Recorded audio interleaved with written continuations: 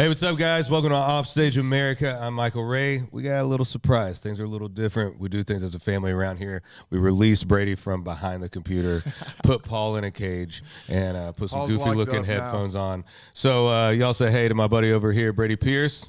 Yes, sir. And we're here in Nashville, and we were just kind of calling some friends because kind of kept a little bit of it open because you never know who's in town or who's out of town or you know how things work. And Brady had an idea. He's like, man, I got a buddy of mine who played for the Raiders, actor, crushing it, great dude, and we should hit him up. And I'm like, man, let's have him on. So y'all, welcome Brady Pierce.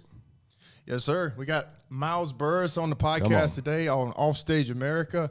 And I'll be honest with you, a lot of the reason why I got you on here is just so I wouldn't be the biggest guy anymore. Hey, honestly, that's a little messed up, dude. No, why do we give him a freaking microphone? No, I mean, that's just what I get for trying to be a team player. Team player, yeah. Edit, cut. But no, this is like, you know, I'm 6'4", so it's like the only place I've been made fun of for being 6'4". Yeah. Like, yeah. So Paul thought it was funny to call me the giraffe. Yeah. I'm like, oh wow, I'm getting bullied for being tall. That's a first. I get that too. They're like, man, you're so big. You have the biggest dong ever. What a loser, dude. Yeah. You know what's funny? No one's ever said that. They say it very different about It's weird, man. I think it's only you, got a Miles. birth defect down there. Yeah. I know, dude. It really helps when I need to take a nap standing up. Really, just lean forward. Yeah. So, Miles, we really appreciate you coming on the show and telling us, you know, a little bit of a behind the scenes of, you know, who you are and like everything that you've done in your career and stuff. And so first things first is I would like to kind of go through your career and tell everyone about everything that you've done, like with the playing for the Raiders. Is that correct? Yeah. So I first strapped on pads. That were first peewee team that my high school, which was a new high school in town, had started. It was right down at Tree Lake Park, and I go play down there every day. And I see all my buddies are out there playing football. And I'm like, screw that, dude. I want to play, you know. And I asked the coach. He's like, come on in. Right. And it was like, sure, dude. Yeah, sure. If you want to play. Yeah. And then I get there, and it's like 7 days of conditioning was like the law. Like you had to go through just conditioning drills all day. And so it's just me and a couple other kids who joined late. I'm like, dude, football sucks, man, you know. Right. And then finally I got to strap it up, and I knew nothing about football, but you can just run around and hit people. I was like tackling offensive linemen. Amazing. I was like, dude, this is the best sport ever. The coaches were dying laughing. They're like, that's great. You know, just tackle the guy with the ball, though. You know? You're just waterboying everybody. I was, dude. Them out. It was so great. It was a game to him. Just running and hitting and not getting in trouble. It was awesome. And then I came up the street, walked home, and told my mom, I want to play in the NFL. This is it. She's like, okay, honey. Yeah, that's great. I called Dad. He was on a business trip. Dad, I want to play in the NFL.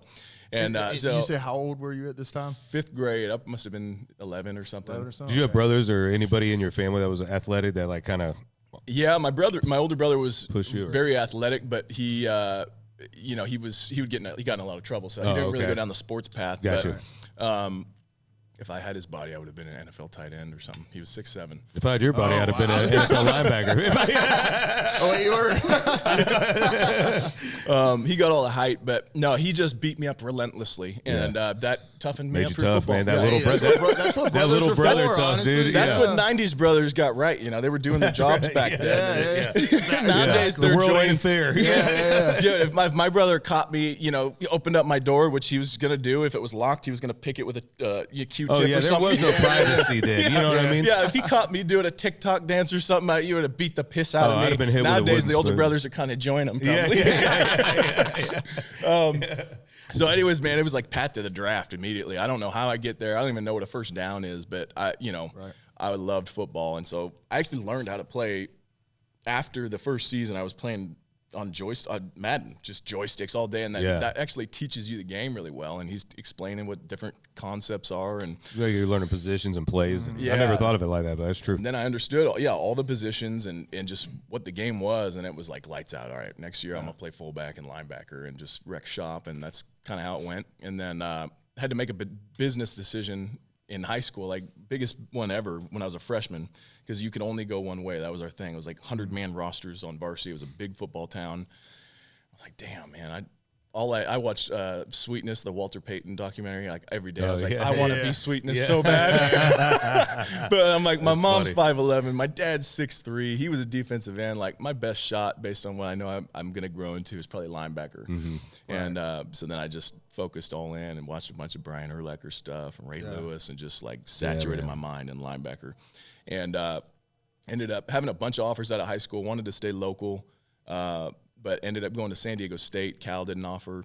And we sucked so bad. I was like, man, I'm like transferring out of here. This is weird. And then we got Brady Hoke and his staff, and their strength and conditioning coach, who kind of like changed my life and a bunch of them, because they just went through and like weeded out all the beach guys. You know, they're like, our MO was like, yeah, San Diego State's got a lot of talent. They sent a lot of guys to the league, but you hit them in the mouth, they're going to head to the beach, you know? And so he just tried to make everybody quit every day. Like, we still talk about winter 09, like, we made it, you know? Every day was just pushed to the mental and physical edge. Are we trying? Are we playing football or trying out? Or is this a Navy SEAL training? Dude, it was like that, man. We literally had Goggins came out. Oh, really? Swear to God, before Goggins was Goggins, and he was no way. Same guy, like that intense. That intense? Yeah. Just this is when mother 09? and everything, and blah, blah, blah. So he got our Aaron Woman was our strength coach. He's, I think, the strength coach still for the New York Giants now, but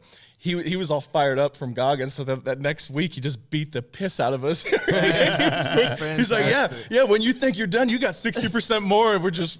Oh, bro, my day changes. I'm pretty sure I'm done. Yeah, my day changes if I see 2 Goggins videos back to back. I'm like, I'll run through that wall. Yeah.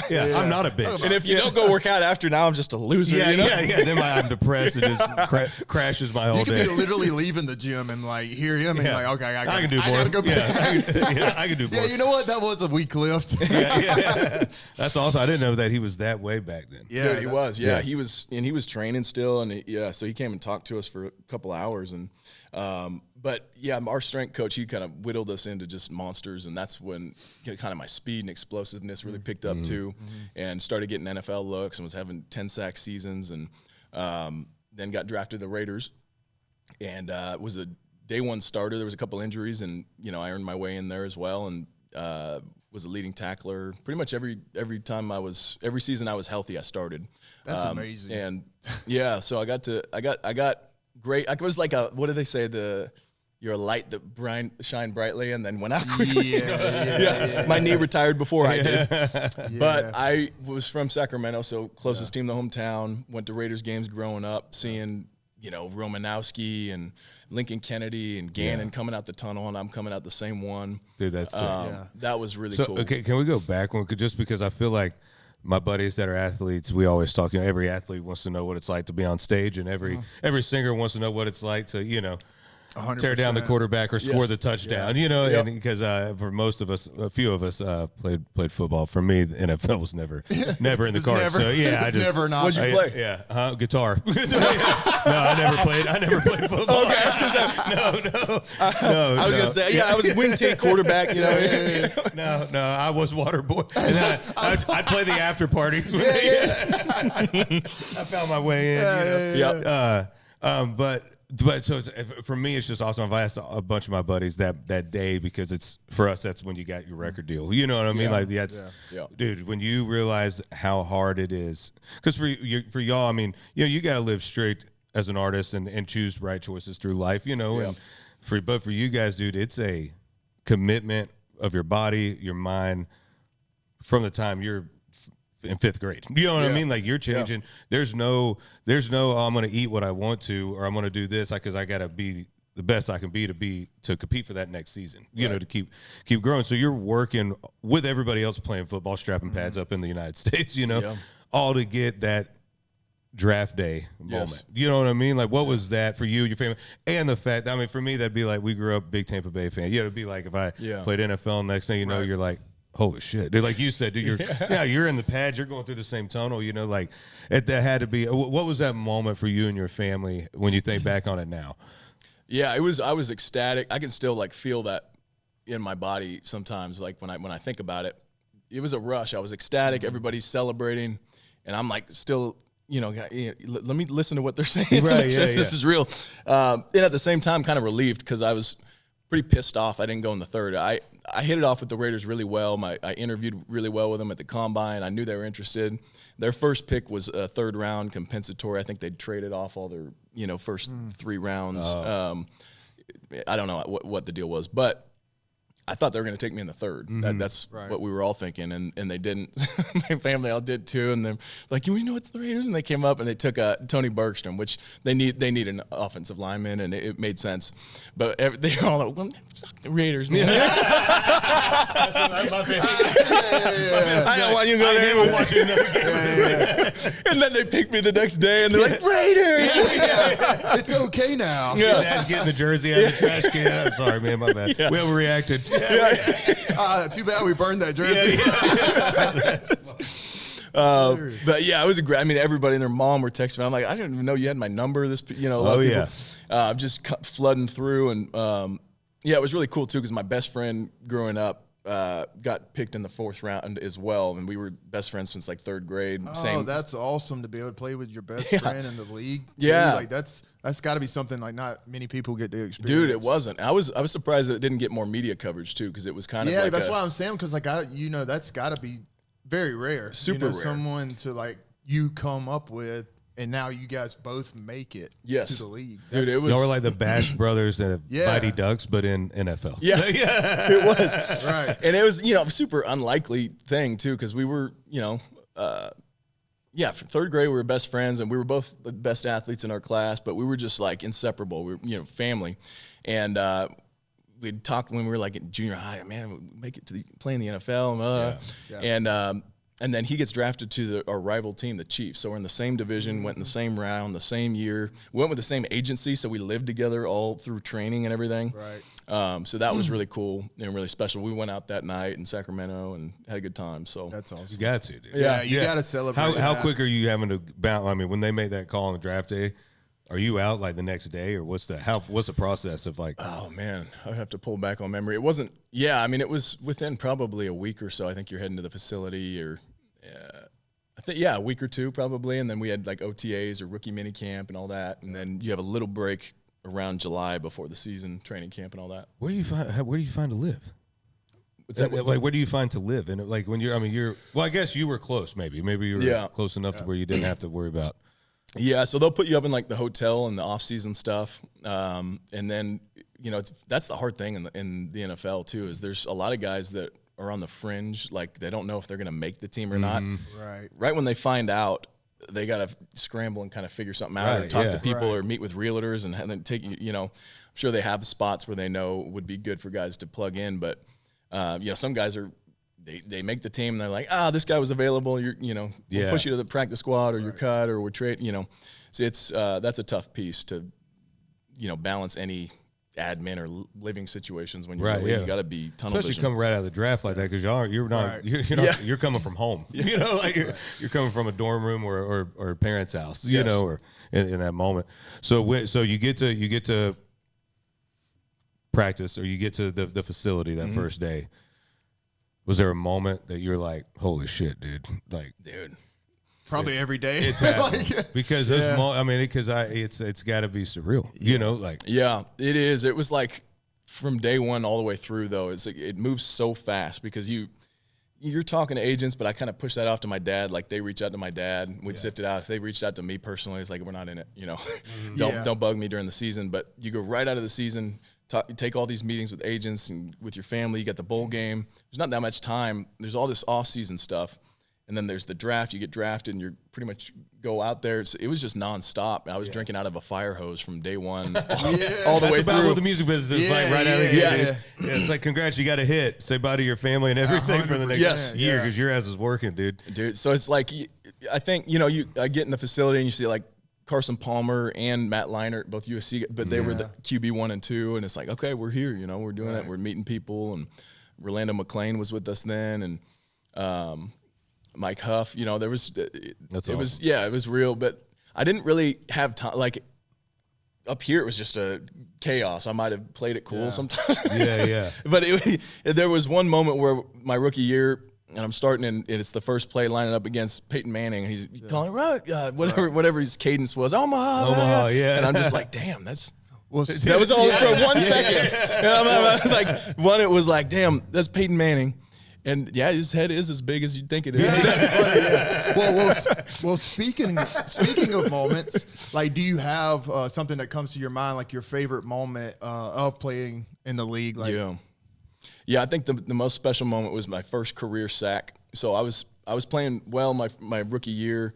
I started every game. So, and I was a 4th-round draft pick, so not somebody you'd think is going to come in and be a day 1 starter.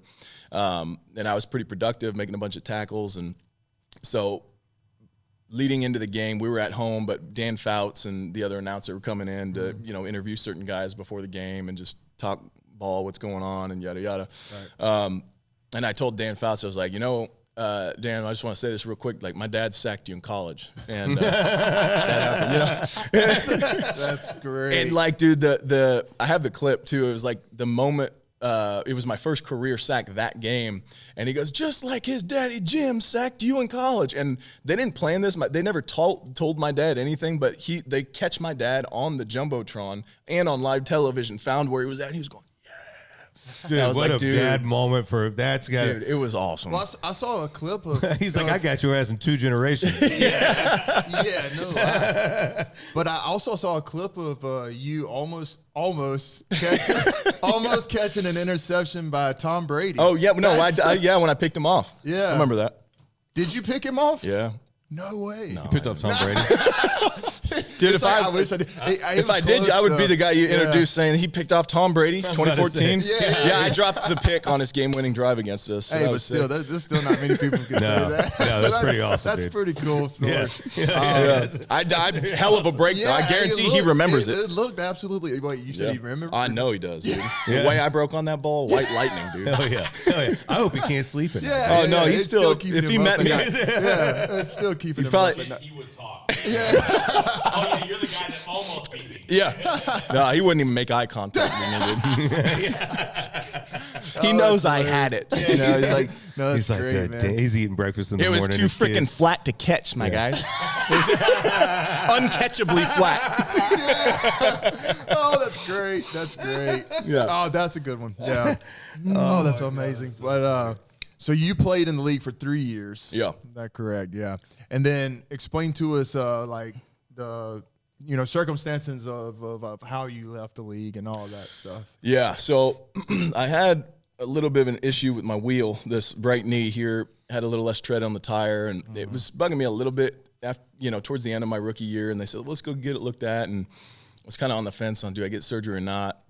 Because if I'm going to get it, I'll go with the best. I went to James Andrews, and dude, it was just never this. Like, if I could take anything back, I wouldn't have gotten the surgery, because it was really? like, Yeah. most of the time you do a scope, guys are back, at least jogging around in 3 or 4 weeks. Right. Like, dude, I couldn't even like bend it anywhere. I was still on crutches. They're like, well, you got to get off these crutches. You got to get going. I'm like, dude, take a look at this thing. It's a softball. It won't move. Like, Right. And I was just, so that second season, everybody was like, dude, what the hell's going on? They like sheltered me from doing interviews or talking about it, because I'm like, I don't know what's going on, Right. And so, yeah, it was like never the same. And that third year, I started every game at Mike linebacker, kind of the quarterback of the defense. The first year I was kind of Will, just, a little more instinctive, not having to get everybody lined up. But I was like, I would call my brother after every game. I'd be like, yeah, the one-legged bandit made out with 10 more tackles tonight. Because, dude, it was just like everything was left leg planting. Sometimes I would go to plant my leg in the ground. It was just like my quads were mush. They would just buckle. And I would have to get to the facility on game day, get there and like do all sorts of electrodes and shoot up with, just do whatever it took to like get it to bend 90 degrees to get going. It was like pure just warrior mode all season long, and just silent too, because I wasn't. So I didn't want it to be a red flag. I didn't want the coaches to even know about it. I would fly to like Arizona and Utah on the days off and get, every, stem cells or PR, all sorts of different stuff and weird treatments, just whatever it took. You were playing like this. Oh yeah. Oh wow. Yeah. I thought you were like in recovery was like this. Dude, it was just. That's brutal. Throwing everything at it just to try to. But it's milk also an extra like year the out mentality, and I, being a professional wrestler, I get this. And like with you, with the NFL, it's the same way. It's like it doesn't matter if you're hurt. Yes. You know what I mean? Right. Like you have a job to do, and like they expect you to do it. So, you know, a lot of people don't realize that part of the job, you know, that comes with it. But and you see it a lot in wrestling too, because those guys are taking bumps, and they got, you probably see some of them got like alien joints. They look completely different, and it's no, 100%. and they're just going through it.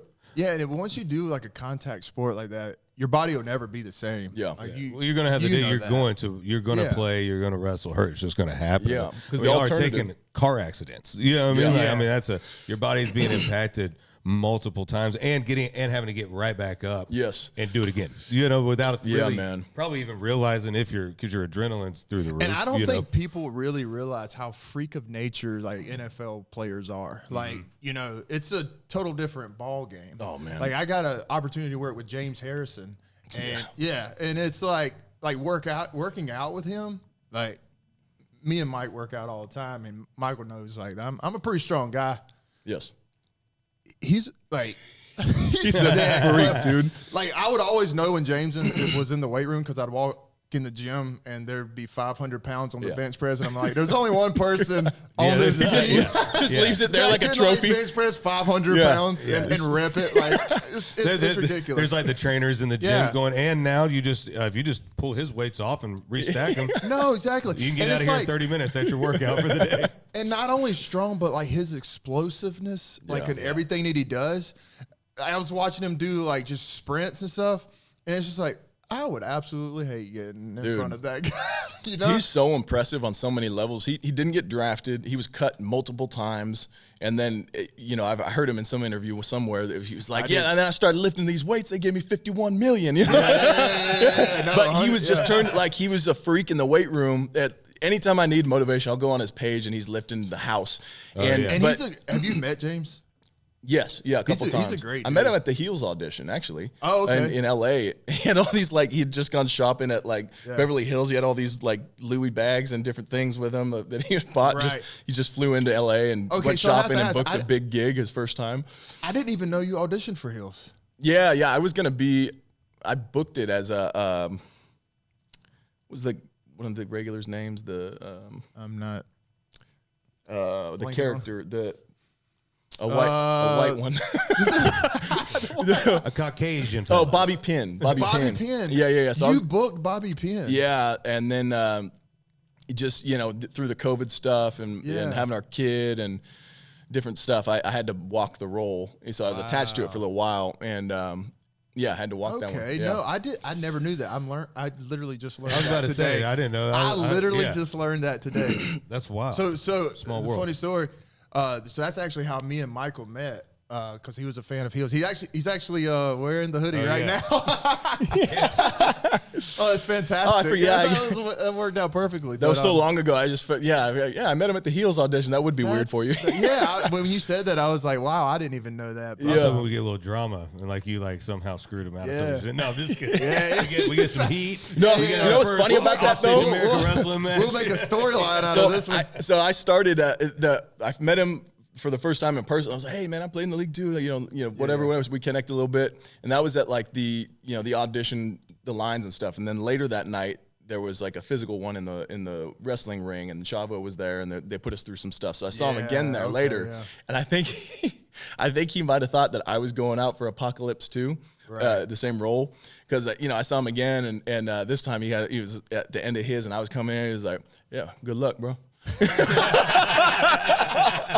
Kind of side-eyed me. It was cool, but like that's mine, dude. That's great. No, that's funny. I did not know that. Yeah. Damn. I learn something new every day. But yeah, another freak thing about him is like he's like, I don't know what, 6 feet maybe. Yeah, he's not. He doesn't have the longest limbs, and he's going up against offensive tackles and just throttling these dudes and one arm and them setting the edge like a 6'6" defensive end would. But he's I don't know how much he weighed, but it's hard to do. Be that great of a pass rusher and be shorter comparatively and not have the limb length and all those things, and still just overpowering everybody. That are 350 guys. Unreal dude. Watching NFL games like from the field as a fan who obviously never played, but like you realize that y'all are hitting each other really hard, right? In the stands on TV. When you're on the field though, and you hear the like and it's just like and you just, I mean, and you see, I don't know, for me, like, oh yeah, that's the ground. You know what I mean? Like, it's not a trampoline or a mat. You know what I mean? This dude just hit him as hard as he could, and then as that guy hit him, this other dude took his legs out. And you just really put it in perspective for like a person that never played, like the intensity, the speed, how athletic y'all are as athletes. You know, because it's, man, to be able to get hit like that, and then my buddies that are fighters in the UFC and stuff, it's like with those dudes, it's like, man, to be able to get punched and to be, I mean, that's just training. That's what the years of training does. You know, it's like for you to be able to get rocked, and where I'm probably sure there were times you got up and it was a little hazy and dizzy, you know, like, but you got to keep going. You know, you just kind of push through all that stuff, but it's a different thing, man. It's a different thing. I had a similar feeling to your point on watching UFC, because from afar, they're hitting each other and you don't think that much of it. And then when they do the tight shots and you hear the audio and it's just flesh pounding. That's like fighting in general. Like people look at boxing and they're like, oh, it's only 5 minutes. Like that's easy. But then you actually go in a ring and you try to box for 5 minutes straight. Dude, go hit a heavy bag for 3 minutes. You're gonna be like, it doesn't have any arms to fight back. You can't block anything. It knocked me out. You're gonna be winded at the end. But it's a lot harder than it looks. People don't realize that. 100%. So were you a trash talker on the field, or like? No, not most of the time. I'd get fired up. Like I made a play, I was going to let them know, and get fired up with the crowd and everything. But sometimes guys will pepper you so much on the field, you feel like I got to do it back. But it takes you, and they're trying to take you out of your game because they know maybe you're not a talker, and they reel you in. I just see red immediately. So all of my verbalizations, it's like, well, we have to fight now. I can't form a complete sentence. He says water. You don't spit like a that's hilarious. I just see red tackle. Dude, it just immediately, and my mouth shuts off, and it's like all I got now is we have to fight or something, because I just can't. I can't. I sound like an idiot. That's incredible. Yeah, I remember my rookie year. I think the first time it was my first game against the Chargers, and I tackled Ronnie Brown. I remember watching Ronnie Brown like since I was a kid, and I got up talking greasy on him something, and he just looks up at me and goes, "Who are you?" And I've replayed that conversation and gave him the best comeback so many times in the mirror after that. But in the moment, it's like you wake up the next day and he's like, man, I should have said this and I should have, and that lives with you forever. It's that marinate shit talking, dude. Where you got to marinate on that moment for a minute, and then the next day you're like, I got the perfect comeback. I swear I would have told him this, but stuff we were in the middle of the game, dude. You know what I mean? 5'6", homie, Burris on the back. You find it's not. He won again. Damn it. I really suck at this. But no, so going back to the knee injury is so that's basically, how long did you play with the knee injury until you decided that like it's time to hang it up? Well, so I got after that season, in the off season, it was bugging me again, and I came back for like OTAs and off season training, and it was like I couldn't hide it. And we had just gotten a new coaching staff too. So it was Jack Del Rio and all those guys. And they had seen it, and then they drafted some linebackers in the draft right after, and then they released me injured. So I got a settlement, and I was paid and everything, but and got technically another credited year, so I got 4 in retirement and all that. But it took me like a year to get healthy, and then for the year after that, because I wanted to see it through, I was like, man, I'm gonna make it back. Come on, God. Like, I want to play 10 years and you redeem this. And I know I got more in me. But just the wheel was not the same. So my last, I had a mini camp with the Vikings and, was in good shape, but I was just training, sprints and agility work, and then you work out and you're done for the day. And just the pounding of a full day, it was like that night, it was like a softball again. I was like, dang, it's over. This is after the surgery, after all the recovery, after a year of fighting it. Yeah. And then it still just ain't. Wasn't there. So mentally, like, how was that for you? Oh, dude. Yeah, I was really depressed. And because I was convinced, I was convinced I was going to make it back. It was just, I wasn't even open to any other options. Well, that's the competitor in you. That's how you got to be in the NFL. You know what I mean? Was to push farther. And the positive in it was like, I'll never look back and be like, oh, I don't know, man. Would I have had more in me? It also made the transition out maybe a little easier.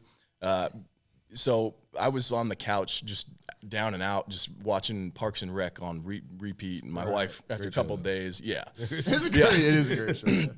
After a couple of days, my wife was like, "Okay, man, you got to get moving on something. You know, I'm stressed by this. You know, I don't know what I got here." She was like, "You talked about the acting thing when football was all done, you know, because I've always been very like, you know, singularly focused, tunnel vision on one thing." And she's like, so she was kind of the catalyst. She got me into an acting class. She just researched on Google and got me, you know, took a headshot on an iPhone, and she's like, "Let's just get you going." And I needed it, and it gave me the spark. And that's the power of having like a great partner. Yes, they can get you through a lot with that, you know. So. Yeah, she was huge on that, man. It was I definitely needed it. I got in classes, and it's like, dude, I've been a meathead my whole life. I'm like, you're playing pretend in here. There's a bunch of pencil neck freaking art nerds. How about I pretend to throw you through that wall? So I was like, this is weird, and I don't really have a gauge. It's like the arts are, you know, at least in acting, it's like it's way easier. I feel like in music, somebody sounds really great or they don't. But in acting, it's like, yes, there's bad and good acting, but it's also very subjective and how right you are for a specific role, and a lot you can't control. So I'm like, I don't really know if I'm any good at this, if I'll like it, but I'll give it a shot. And it's hard to tell that in acting. The teacher, you know, they said you're pretty good or whatever. So I got my first audition, and it was like, I didn't know at the time, but it was one that like they tried to cast over and over again through agencies, and it like re-released to the wolves on Actors Access. You know? And so I put in for it, and I got an opportunity, and it was in person. And I booked it, and I'm like, "Oh, this is awesome!" You know, so you booked the first one without an agent at all? Yeah, without an agent. Oh, that's cool. And so then I get to set, and I'm like, I don't know if this is like a big legit project or anything. I wouldn't know how to tell that from breakdowns, anyways. I knew nothing, and I'm like, I don't know if this is legit. And then I get on set, and the first guy I meet is, "Hey, I'm Randall," and it was Randall Park, and I'm like, "Oh, that's cool. This must be kind of cool." Big thing. So it was like a legitimate big budget, like SAG-AFTRA series production. It was for a pilot, and the pilot didn't get picked up to series, but I got a real taste with like a good guest star character. And the very first thing, they immediately, "Oh, you're here. Hey, we're doing the rehearsal." And so they threw me right into it. And like my first line, everybody just like stopped the whole rehearsal like laughing, because I just had a really weird accent I did to it. But you're like naturally very funny. And I didn't realize that until nothing, but like, I remember one of the first times I met you, we were on a show called Megalopolis. Oh, Megalopolis, yeah. Isn't that the first? I think that's the first encounter that we had. I thought it might have been Heels, was it? Or no, I met you at an was it NWA? Oh, the NWA show in Tennessee. Yeah, we were both watching it. Yeah, that's right. And Luke had told you about me, and so you put it together. Yeah.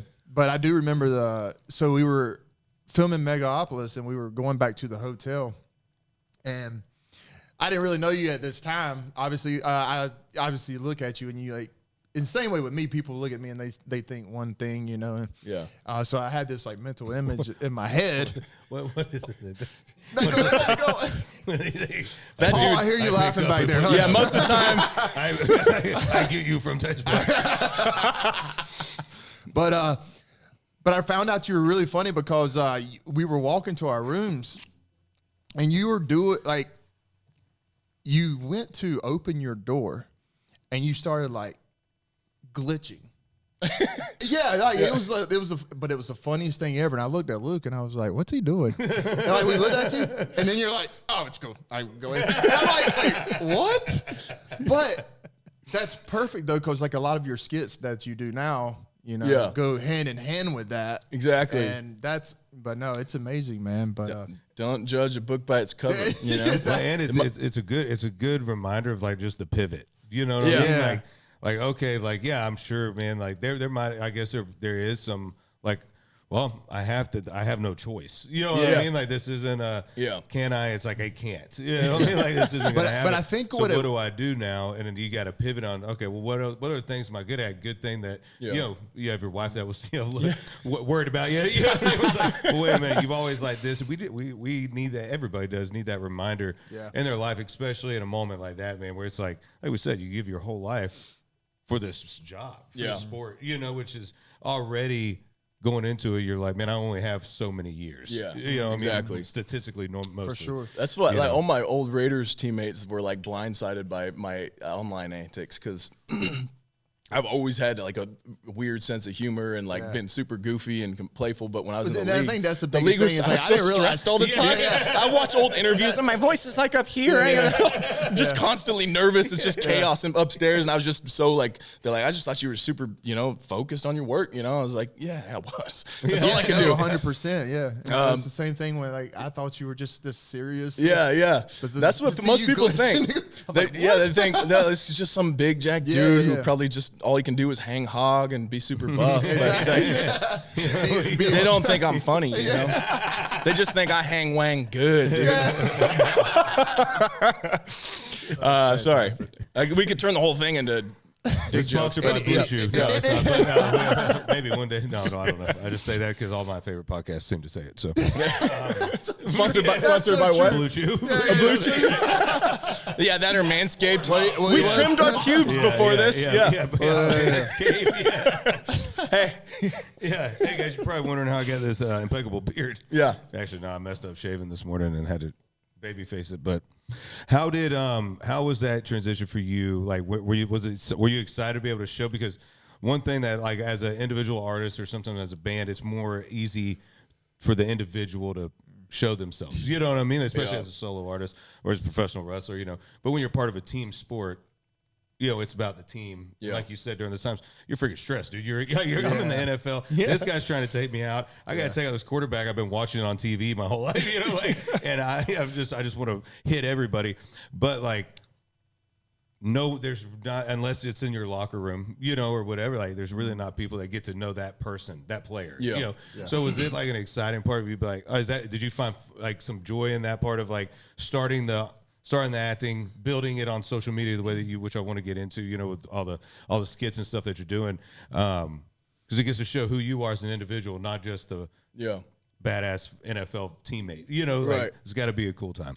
Yeah, it was. So it was great transitioning out of football into acting, because in a moment, like getting on set and hearing action, and just it's kind of a similar kind of electric feeling that you get on the field, where you have to be there and you just got to turn everything on. And I got bad ADD, so I'll be scrambling words all day, but the camera's there and I'm there. Like, you just have to be there. And so it was great, because I was like, God opened door after door. It was like I booked like my first several auditions. I'm like, well, I guess I'm gonna be a superhero next year. This is really working out for me. And then you find out, boom, it's like 6 months, nothing, just tons of auditions, nothing. You're like, dang, dude. And you talk to people like, no, this is normal. You're having a fast start. And I'm like, no, dude, like I can't hit the weight room more, or the field more, or hit more game tape and just level up. Sports are so objective. It's like he's got more sacks than you. He performs. He's faster than you. Like, he's just better, Yeah. And in this, you had no control as an actor. Like, the only thing you control is your craft. And it's like, I could sit in my house all day and spit monologues by myself and train, but that's not going to push the needle necessarily. Right. You got to stay ready for the moment, but you never know when they're coming. You can't control them like you can in a lot of other places. Like a businessman blows a sales meeting, he can make 250 cold calls and get some more for that. Yeah.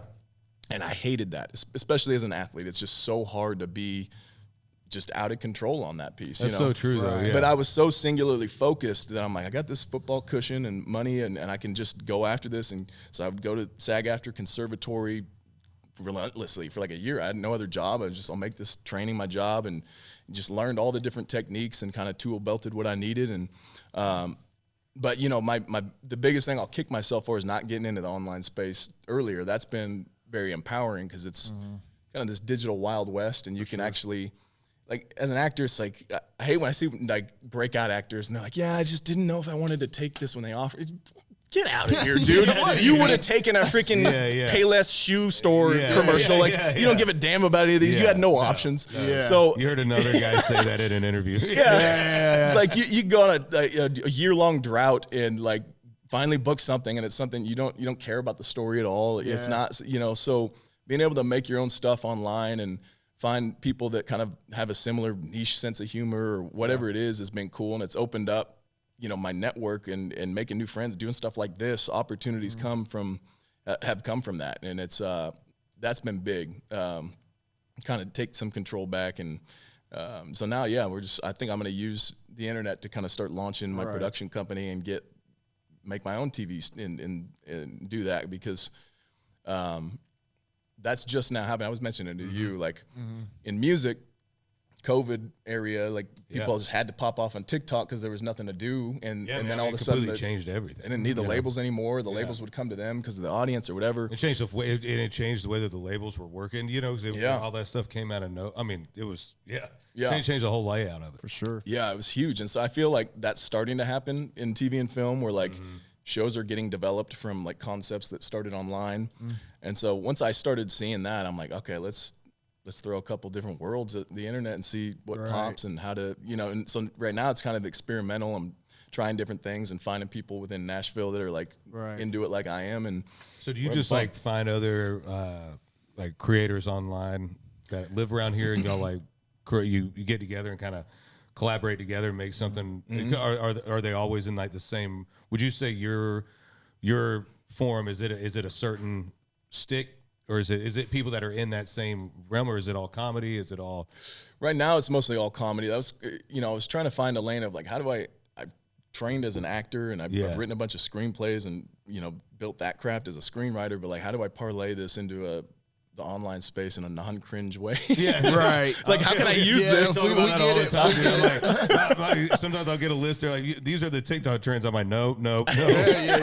My friends back home will kick my ass. 90s kids. Y'all aren't going back home for Thanksgiving. Exactly. Yeah, exactly. So I'm not gonna, you know, sit on the edge of my bed and spit some dramatic monologue. And he says, well, dude, no. I've always been a goofball. I'm just goofing off, and well, you gotta have fun with it. Yeah, you got it. Like, that's what we learned with this stuff, or I have mainly, is like, you know, being that, allowing yourself to just be whatever. Just let it ride. Don't overthink it. Yeah. You know what I mean? Like, and when you do stuff that's fun, that's what portrays over the camera. Same thing as on stage. You know, you're backstage. If you create that fun backstage environment on stage, it's going to relate. Yeah. Your fans have been tailgating, you know, so they're coming in. Everybody kind of meets in the middle. You know, like, here's your party, here's their party. Now that's our party, and then it you know, breeds that. So 100%. And I think a lot of the reason why it works so well for you is you're letting the people know who, you know, Miles really is. You know, I'm just not like a big tough guy. Like, I have some character, you know, underneath this too. Yeah. So have you got any jobs that came out of any of this so far? Or yeah, dude, as an 8-year like traditional just auditioning actor, I'd never had an offer of any kind where it's just like, you don't have to audition for, hey, we want you in this movie.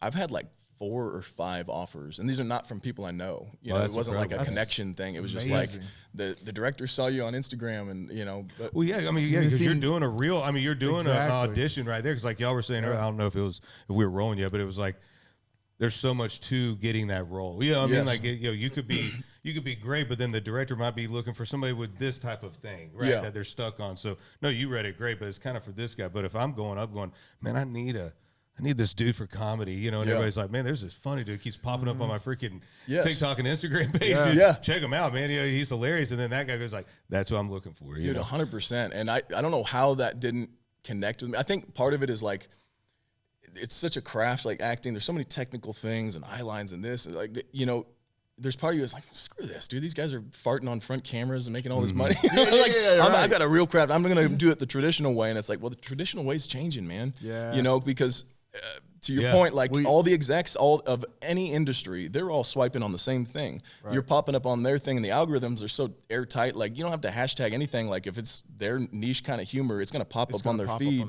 And now you're just, you know, you're getting volume of impressions in front of like decision makers. Yeah, man. And that's been really cool. It's like a lot of, you know, I try to tell actors just, you know, think creatively, like how you can get into it and not feel weird about it, but like use your talents in this online space, because that's kind of the shortcut now. Well, it's kind of like your resume now. It is like, you know, it's like your online presence. A lot of them are too worried. Like, oh, I don't, you know, I'm worried that if I post something like this, like they're not going to see me as like a real, you know, serious actor. Like, you're an actor. They know you play a lot of roles. You know, like, this is actually going to get you in front of people and not go through the cattle call and just be a, you know, another number. And it's been, you know, it's changed my life, you know, going into it. And, you know, I work with a bunch of brands online now too. And whether it's fitness stuff or they just want to be incorporated like organically with some of the comedy stuff. And so most of my funds come from that nowadays. And the acting is now just feels like a cherry on top when I get something, you know, and we'll, you know, put it towards a car or something, you know, whatever 100%. Fun money, you know. Yeah. And with this, man, you get to control more. You get to control your brand. You get to control what you're doing. Yeah. And kind of leaves you in a way of being able to choose those roles that come in. Like, you know, is this good?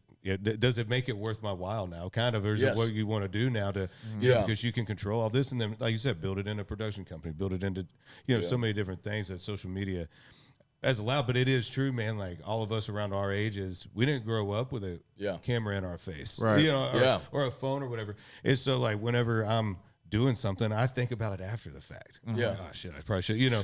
And Adrina's the same way. She, you know, so it's like we're very bad for each other in that department, because it's like we're always like, we probably should have posted this weekend, you know. Like her manager was like, did y'all get any New Year's Eve photos? We're like, no. And like, we're the worst. Like, we're both, one of us should have thought, both of us have to do this for a living, and neither one of us thought a New Year's Eve photo was like, important at the time. Of all the days. And I'm like, we don't even have an excuse on this one, you know. Like, but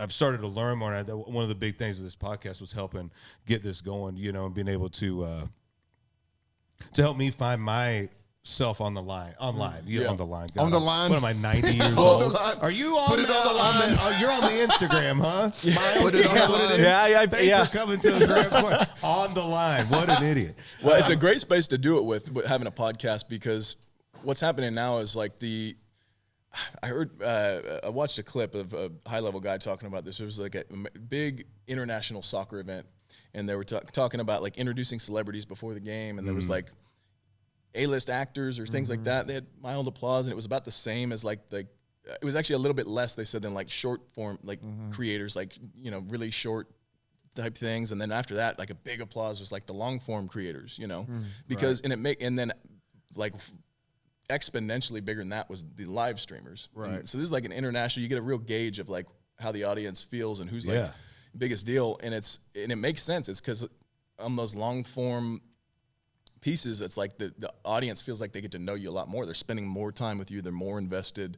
And so it's a great space for you to do that, because you already have a big fan base, and now they get to tap into, you know, getting to know you more, and sit with you for an hour, right? You know? Yeah, and so I was just a little late to the game, Miles. I was just, you know, well, it's the perfect time to do it. You know what I mean? Yeah. Some things hit me early, some things in my 30s. But we're here either way. But yeah, it is fun. Like once you get into it, like you know, during I will do these like some cooking videos and stuff like that, and those really pop off mainly because of her. But I ride the coattail. Hey, that's okay. What do you do? Add salt to it? I'm like, salt and pepper. I'm just playing. The rest is still unwritten in the background. He puts it on the plate. And just, here you go, babe. And I helped. Like the old what was that box food? You know what I'm talking about? This is something. Mama baked this, and I helped. You remember that one? You just stand in the background with an apron, and you say, "I'm fully nude under there." Hey, there you go. I'm dessert. I am dessert, 100%. No, but you do these things, and they are fun to create. And then we're having a lot of fun with this, and it is. I think once you kind of break that one thing that it's been kind of like this random theme for these podcasts we've been doing. 8 individuals have said this without us even pointing in the direction, but it's about killing that no in your mind, that fear. You know what I mean? No Especially for us who didn't grow. You know, Kira.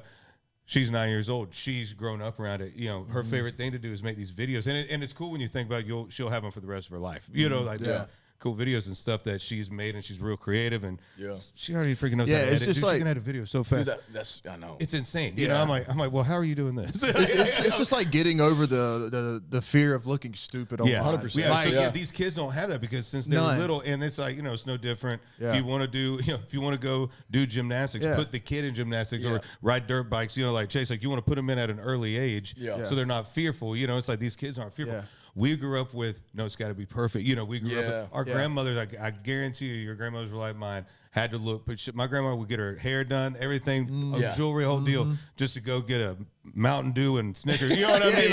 And her sister would send me. They always look still to this day. You know, so now it's like, no, people just want raw and real. And there is a little thing of us 90s, 2000s kids that it's like, we're still on a phone. I get beat up for gelling my hair and trying to look good. Like in the 90s, I'll go to post a story and talking or something. We watch it. And I'm like, nah, I can't post this. Yeah. And I end up recording it like 20 times. And then I just get so mad and I'm like, I'm not posting it at all. Dude, I've done that same thing. But it's like the whole like point of growth and building in anything. If you want to build a business, you want to build a career, if you got to pivot from something you've been working for your whole life, and God just goes, hey man, I got something better for you here. Like this was important, but I needed you to have this, because without this part of your life, 8 years from now is not going to happen. You know what I mean? Right, like exactly. you're not going to understand it then, but you go through those and in those pivot moments, man, especially as a guy, it's hard to go, okay, I got to start brand new. You know what I mean? Like, here I am, and then as you get older, it's like, man, my boys back home, they're 10 years into a career, and I might have to restart this thing. And but that negative, that thing that the devil puts in your head so you don't succeed, because 100%. He doesn't want you to succeed, because when you're doing your best and in line in that, what you're supposed to do, it all makes sense. Yes, 100%. And it's been a real cool kind of theme with every guest here. It's just that everybody tackled that no. Everybody put themselves in an awkward position. You're like, going to go do acting classes. You're like, bro, I lift weights and murk dudes for a living. You know what I mean? Like, you want me to have a British accent and ask for crumpets, dude? Like, no. I can't do that.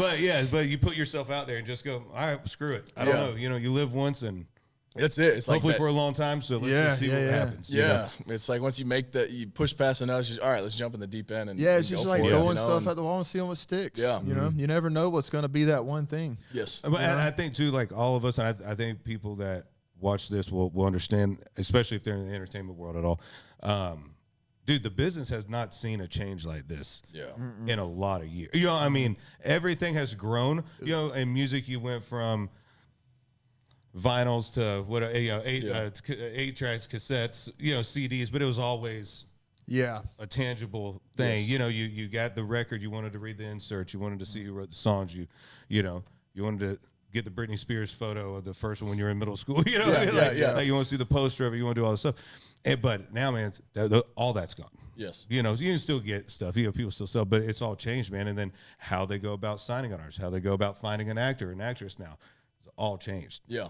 And I think social media made it real. People realize, like, wait a minute. One, I can do a lot of this on my own. Yeah. It might be a little harder on the front end, but two, all I gotta do is do this and do that, and it's still hard, but they're gonna come to me. Yeah. You know what I mean? Like, 100%, I want to have. I mean, A&R reps are on TikTok lives and Instagram lives looking for new artists. They don't have to go to do a showcase where no one's really paying attention. You know what I mean? So it's a cool thing for I think everybody coming up, but it's a weird thing for us because it's completely not. This wasn't even an option. Yeah. You know what I mean? Like, I always wondered that with music, because acting is, weird. It's like, how do guys get their breaks with music? When I go to, like, say downtown or something, and I hear everybody sounds like the radio almost, oh yeah, man. Yeah. And there's so much talent, and I always wondered, like, in the music world and the nitty gritty, are they like judging looks? Are they saying, oh, he's just got a swagger? Is it like he's just grinding from concert to concert? Is it? I mean, I think building a big fan base. I think now, like, what's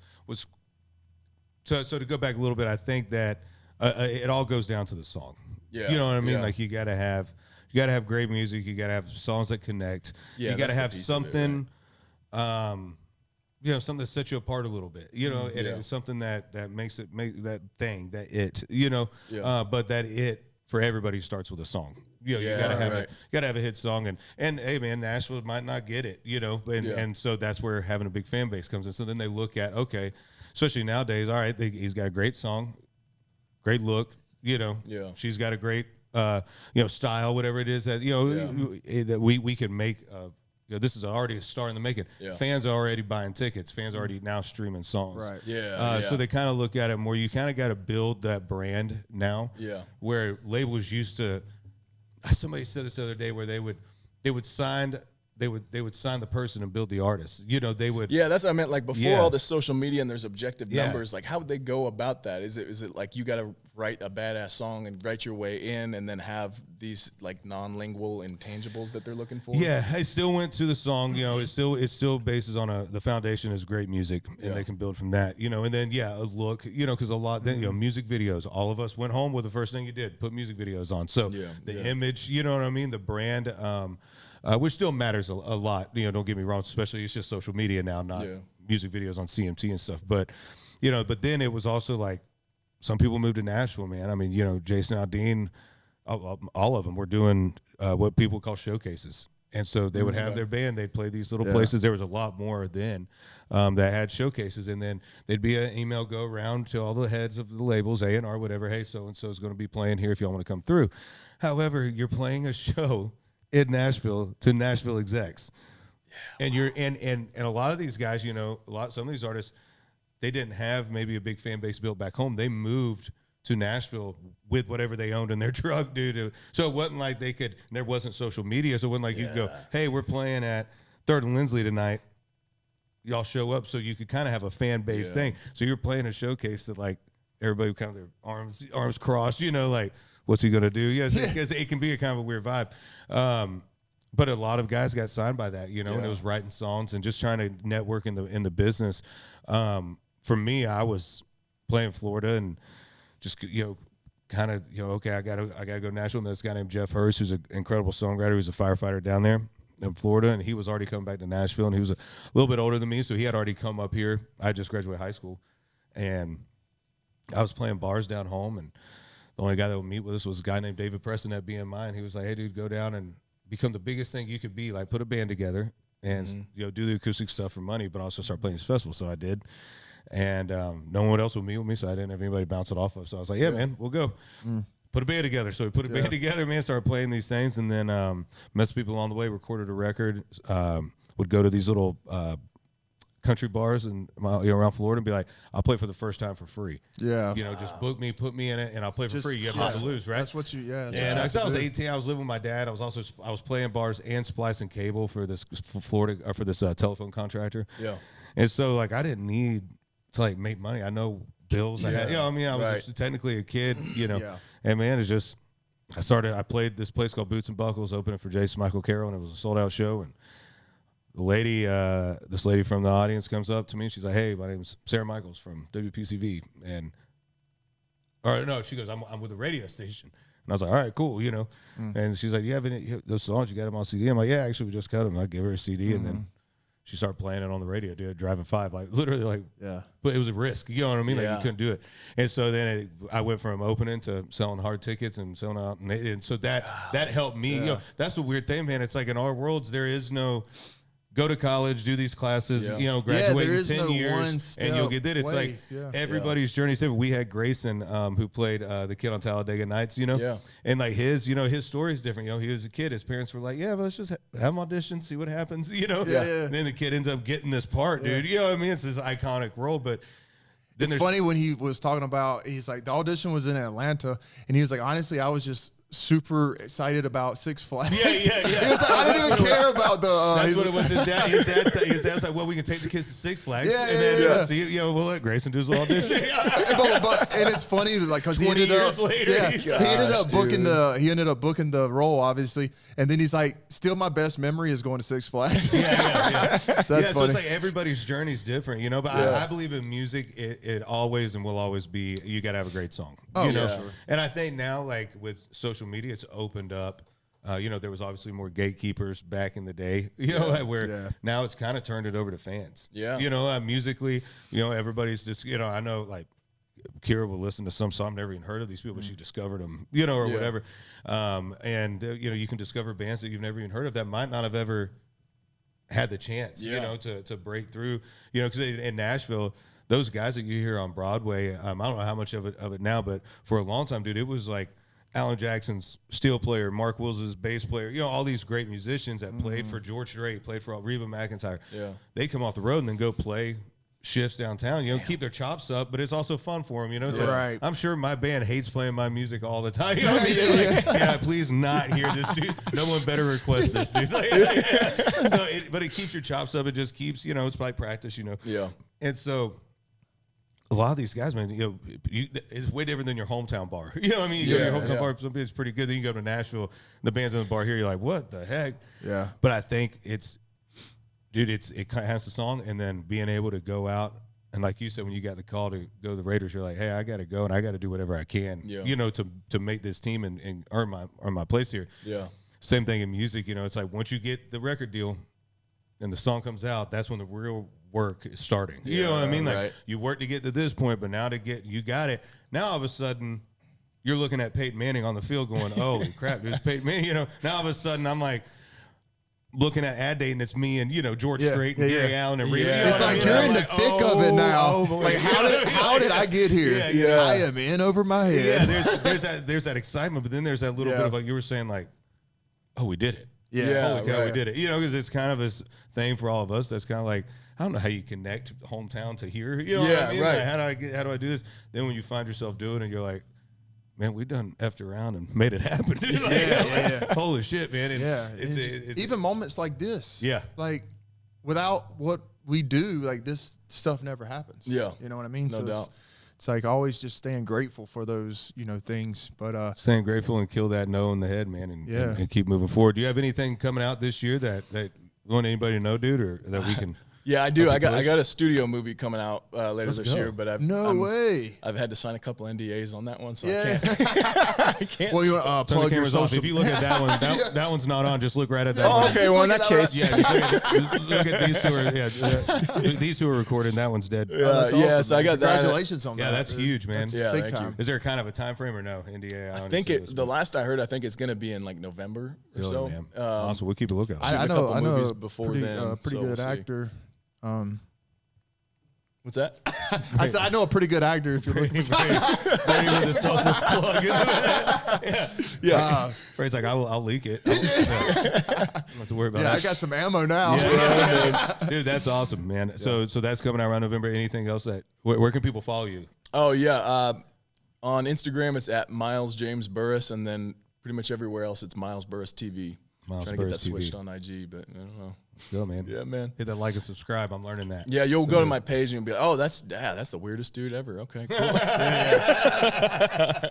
I know what his teammates are saying. 100%. Yeah. So I do have one more question for you, and it's kind of a tradition we do here on Offstage America. If you had a choice of like one thing or future advice you could give to people wanting to pursue acting or NFL or anything like that, like what would your one piece of advice be? Yeah, that's a great question. When you said acting, I would have had a different answer. But if it's football, for sure, yeah. Well, like just in general. Yeah, I think like more general. It's a lot of people work hard, but like just the compound effect of not every day pushing, and every day putting the work in, because you know as good as anybody, like you could be in the best shape of your life and you take a week off and sit around, like all of a sudden your lungs are just gone that quick. You know what I mean? Yeah. It's, I mean, you can, especially, some people, you can lose your endurance just like that, or you can do, but just that compounding of like every day I'm getting after it. Some days it's going to be hard. That's a great analogy to think of it that way. It's like you're training yourself for your career. Yeah. It's not all just like body and all that stuff. So that's a good way to look at it. Don't ever let the rust settle. You don't have to get in shape if you stay in shape, and that's, in anything. With everything you do. Yeah. I'm going to change my Instagram bio. That's awesome. God, dang. That was great. Man. Well, Miles, dude, thank you so much, bro. I really appreciate it, man. We'd love to have you back, dude. Thank you, brother. And keep us updated, man. And anything we can ever push, let us know when that movie is, dude. And we'd love to have you back on and push it. And we'll show some love too, man. Miles showed up. Brady just hit him up. I was like, yeah, man, let's see if he's available. We don't know, And you made it happen, man. So hopefully we didn't take up too much of your time. No, I'm honored to be here. This has been fun, man. We appreciate it, man. This is our first little weekend with guests. So, Offstage America, we love you guys. We'll see y'all soon.